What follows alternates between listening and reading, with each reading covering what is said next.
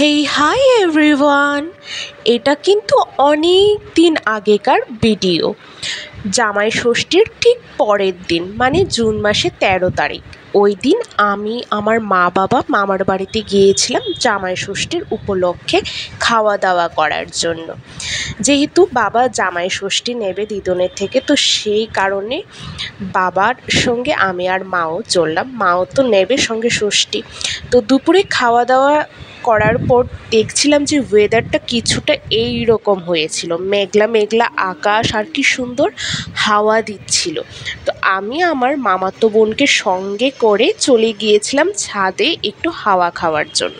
ভেবেছিলাম জামাই ষষ্ঠী কী করে দেওয়া হচ্ছে সেটা তোমাদের সঙ্গে শেয়ার করব, কিন্তু আমি তো ল্যাব থেকে এসেছি মামার বাড়িতে। আমি আসার আগে দিদন মাকে বাবাকে জামাই ষষ্ঠী দিয়ে ফেলেছিল।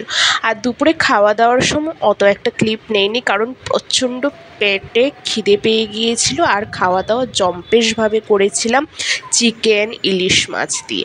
আর দেখো মামার বাড়িতে ছাদের থেকে ভিউটা কতটা সুন্দর দেখা যায়, কি সুন্দর লাগছে।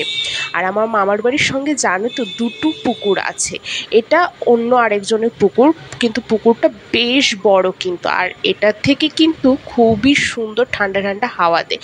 আর ওই যে নিচে দিয়ে দেখছো ছোট্ট আরেকটি পুকুর, এটা আমার মামার বাড়ির নিজস্ব পুকুর। আর দেখো আমি তেল মাখা চুল নিয়ে চুলকে উড়োতে যাচ্ছিলাম হাওয়াতে, কিন্তু কিছুতেই চুল উঠছে না। তারপর আমি একটু নাটক করছি বলে আমার মামাতো বোনকে বললাম যে নে তুই এবার একটু ভিডিও করে দে, আমি কি করে নাটক করছি এটা তো সবাইকে দেখাতে হবে। তো এই ছিল আমার জামাই ষষ্ঠীর একটু ছোট্ট ব্লগ। যদিও জামাই ষষ্ঠীর কোনো কিছুই দেখাতে পারিনি ভিডিওর মধ্যে, আর ব্লগও সেটা বলা যাচ্ছে না ঠিক করে। এটা এমনিতেই আমার পাগলামি করা একটি ছোট্ট ভিডিও ছিল, কিন্তু বেশ মজা করছিলাম কিন্তু ওই দিন আমার বোনের সঙ্গে ছাদে। তো ভিডিওটি যদি একটুও তোমাদের ভালো লেগে থাকে অবশ্যই ভালো ভালো কমেন্ট করবে, লাইক দেবে এবং আমাকে ফলো করতে একদম ভুলো না। Follow me.